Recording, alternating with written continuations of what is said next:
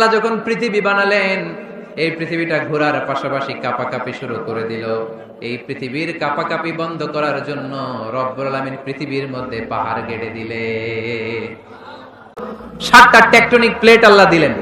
পৃথিবী সৃষ্টি করার পরে পৃথিবী কাঁপে, আল্লাহ পাথর দিয়ে পেরেক মারলেন, পৃথিবী আর কাঁপে না। সুবহানাল্লাহ করো। ফেরেশতারা দেখে তো অবাক। ফেরেশতারা বলে, আল্লাহ পাহাড়ের এত শক্তি, পাহাড় গেড়ে দিলেন পৃথিবীতে, আর পৃথিবী কাঁপে না।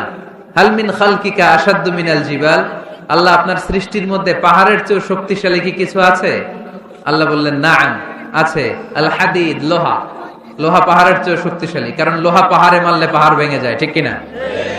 ফেরেশতারা আরো অবাক, লোহা এত শক্তিশালী? হাল মিন খালকিকা আশাদ্দু মিনাল হাদিদ, আল্লাহ তাহলে লোহার চেয়ে শক্তিশালী মনে হয় কিছু নাই, আছে?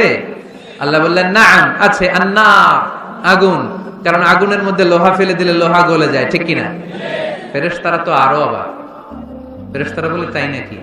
আগুন এত শক্তিশালী, তো হাল মিন খালকিকা আশাদ্দু মিনান নার, আল্লাহ আপনার সৃষ্টিতে আগুনের চেয়ে শক্তিশালী কিছু আছে? আল্লাহ বলে, আছে। আলমা, পানি, কারণ আগুনের মধ্যে পানি ঢাললে আগুন পাওয়া যায়।